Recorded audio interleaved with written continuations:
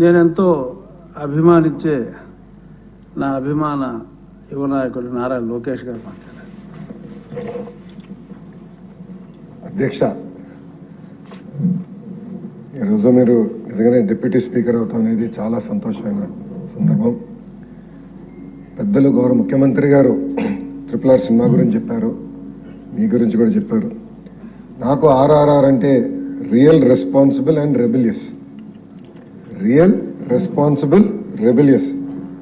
Real అని నేను ఎందుకన్నానంటే మీ మనసులో ఏముందో అది చెప్తారు. బోలా శంకర్ తప్పు తప్పు అంటారు, కరెక్ట్ చేస్తే కరెక్ట్ అని చెప్పే వ్యక్తి మీరు అధ్యక్ష. ఇంకా రెస్పాన్సిబిలిటీ అంటే గత ప్రభుత్వం చేసే తప్పులు మీరు ముందలే గుర్తించి కేంద్రంలో కూడా పెద్ద ఎత్తున గత ప్రభుత్వం పైన మీరు పోరాడి ఆంధ్ర రాష్ట్రం ఇప్పటికీ చాలా అప్పుల్లో కూరుకుపోయింది.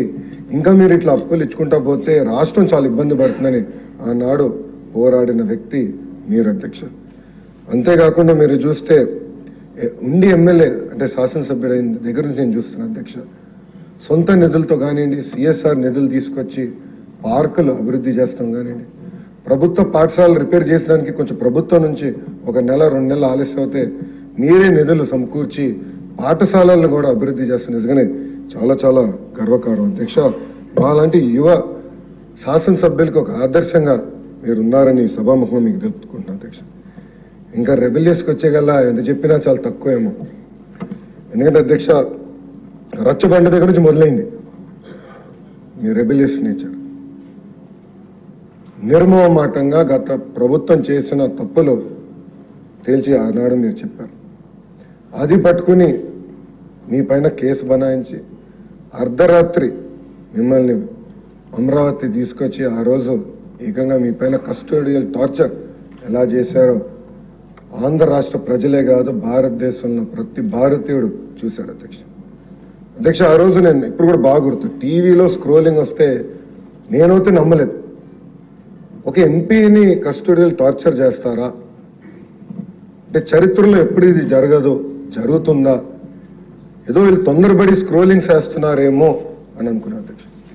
అలాంటిది ఆనాడు మీ ఫోటోలు వచ్చినాయి అధ్యక్ష. మాకు బాగా గుర్తు, వాట్సాప్లో ఒక రియల్ టైం మాకు స్ట్రాటజీ గ్రూప్లో అంటే ఆ ఫోటోలు వచ్చినాయి. మీ కాల్ కొట్టినప్పుడు ఆ ఫోటోలు నేను చూసాను. నిజంగానే చాలా చాలా బాధ వేసింది. అంటే సొంత పార్టీకి చెందిన ఎంపీని ఇట్లా ట్రీట్ చేస్తారా, భిన్న అభిప్రాయాలు ఉంటే ఏకంగా కస్టోడియల్ టార్చర్ చేస్తారని నిజంగా నాకు ఆశ్చర్యం కలిగింది. కానీ ఆ రోజు నుంచి నాకు అర్థమైంది ఒకటేనంటే కలిసికట్టుగా పోరాడాలి, ముందరికెళ్ళాలి, గత ప్రభుత్వాన్ని వదిలిపెట్టకూడదని ఆ రోజు నుంచే యుద్ధం మనం ప్రారంభించాం అధ్యక్ష. అంతేకాకుండా అధ్యక్ష, చంద్రబాబు నాయుడు గారిని అరెస్ట్ చేసినప్పుడు నాకు మీరు అండగా నిలబడ్డారు. నేను ఢిల్లీలో న్యాయ పోరాటం చేస్తుంటే ప్రతిరోజు రాత్రి మీరు, గల్లా జయదేవ్ గారు, కనకమెడల రవీంద్ర గారు అందరం కూర్చుని మనందరం చర్చించేవాళ్ళం. మీటింగ్ అయిన తర్వాత కూడా మీకున్న అనుభవంతో కేసు ఎలా వెళ్తుంది, దీన్ని ఎట్ట చేస్తే బాగుంటుందని మీరు కూడా అనేక సలహాలు ఇచ్చారు. ఆ సలహాలు కూడా ఆనాడు మేము తీసుకుంటాం కూడా జరిగింది అధ్యక్ష. ఒక మాటలో చెప్పాలంటే భయం అనేది RRR గారు బయోడేటాలోనే లేదు అధ్యక్ష. ఎందుకు చెప్తున్నా అంటే అధ్యక్ష, వాస్తవంగా ఇక్కడ కస్టోడియల్ టార్చర్ అనుభవించిన వాళ్ళు ఎవరు లేదు. కేసులు పెట్టారు, మా పైన రాళ్ళు దాడి చేశారు, సోడా బాటిల్స్ ఇసిరారు, నా పైన కూడా SC/ST కేసు పెట్టారు, అటెంప్ట్ టు మర్డర్ కేసు కూడా పెట్టారు. కానీ ఈనాడు కస్టోడియల్ టార్చర్ అనేది మాకు అసలు నిజంగా ఆలోచించిన అధ్యక్ష.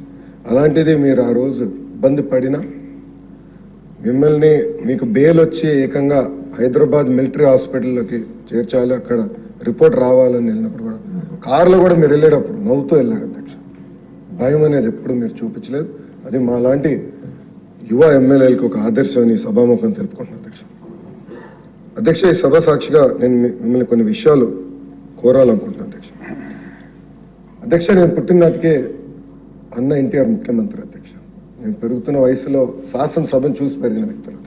ఇక్కడ చాలా మంది సీనియర్లు మాట్లాడే విధానం చూసాం. రాత్రి 2-3 వరకు కూడా శాసనసభలో చర్చలు జరిగేది అధ్యక్ష. ఒక స్పిరిట్ ఉండేది అధ్యక్ష. వ్యక్తిగతంగా ఎవరు తిట్టుకునేవారు కాదు అధ్యక్ష, సబ్జెక్టమైన మాట్లాడారు. అది అయిన తర్వాత బయటికి వెళ్ళి అంటే అపోజిషన్ పార్టీ రూలింగ్ పార్టీ శాసనసభ్యులు కూర్చుని టీ తాగే రోజులు అధ్యక్ష. మళ్ళీ ఆ ఇష్యూ గురించి బయట కూడా చర్చించారు. దానివల్ల గతంలో మనం చేసిన చట్టాలన్నీ ఈరోజు తెలంగాణ రాష్ట్రానికి చాలా పనికొచ్చినాయి అధ్యక్ష. ఆ స్పిరిట్ ఉండేది, ఆ డిస్కషన్ అనేది ఉండేది అధ్యక్ష. అది చాలా చాలా అవసరం అధ్యక్ష. ఈరోజు ప్రతిపక్షం ఇక్కడ లేదు, ఎందుకు రావట్లేదు అనేది వాళ్ళకి వదిలేద్దాం. కానీ వాస్తవంగా సభ్యులుగా అధికార పార్టీ ప్రతిపక్ష పార్టీకి వివరించి మంచి డిబేట్ జరగాలి, దానికి మీ సహకారం ఉండాలని ఈ సభాముఖం కోరుకుంటున్నాను అధ్యక్ష. ఇంతేకాకుండా ఒక ఐటీ శాఖ మంత్రిగా నేను పక్క రాష్ట్ర శాసన సభలను చూశాను. అక్కడ డిజిటైజేషన్ పెద్ద ఎత్తున చేశారు అధ్యక్ష. మన సభలో చూస్తే ఇంకా కాగితాలు కనపడుతున్నాయి. సో డిజిటైజేషన్ అయ్యన్న పాత్రుడు గారు మీ నాయకత్వంలో శాసనసభను మొత్తం డిజిటైజ్ చేయాలని నేను కోరుతున్నాను అధ్యక్ష. అంతేకాకుండా మీరు పార్లమెంట్ సభ్యులుగా చేశారు, పార్లమెంట్ ప్రాక్టీసెస్ దగ్గర నుంచి నేర్చుకున్నాక ఏమైనా ఉంటే ఇక్కడ ఉన్న ఫస్ట్ టైం ఎమ్మెల్యేస్ చాలా మంది మేము ఉన్నాం, నేర్చుకున్నాక సిద్ధంగా ఉన్నాం. ట్రైనింగ్ క్లాసులు ఏర్పాటు చేసి అంటే ప్రాక్టీసెస్ ఎలా ఉండాలి, క్వాలిటీ ఆఫ్ డిబేట్ ఎలా పెరగాలి, ఒక బిల్ ప్రవేశపెడితే అందరం ఆయిజో నేజ్ కాకుండా అవసరమైతే చర్చ జరగాలి, సవరణలు తీసుకొచ్చి ఆ సవరణల పైన కూడా ఓటింగ్ జరగాలని బలంగా నమ్మే వ్యక్తిని నేను అధ్యక్ష. దానికి మీ డైరెక్షన్ ఉంటుందని ఈ సభాముఖంగా కోరుకుంటూ, వాస్తవంగా మిమ్మల్ని అక్కడ మీరు ఈరోజు అక్కడ కూర్చుంటున్నారంటే మీ నోరు కట్టేశారన్న బాధ ఒకటి ఉంది అధ్యక్ష. కానీ విట్ ఉండాలి, పెద్దలు అందరు చాలా మంది మాట్లాడారు, ఆ విట్ నేచర్తోనే సభ జరగాల్సిన అవసరం ఉంది. విట్టిగా జరిగితే ఎన్ని గంటలైనా ఇక్కడ చర్చిస్తాం, ఎన్ని గంటలైనా మనం మాడడానికి అవకాశం ఉంటుంది. అది మీరు కోల్పోకూడదని ఈ సభాముఖంగా మిమ్మల్ని కోరుకుంటూ, మళ్ళీ అధ్యక్ష మిమ్మల్ని పిలిచే అవకాశం నాకు ఇచ్చిన చంద్రబాబు నాయుడు గారికి, పవన్ అన్నకి, బీజేపీ నాయకులకి నా హృదయపూర్వక ధన్యవాదాలు తెలుపుకుంటూ సెలవు తీసుకుంటాను.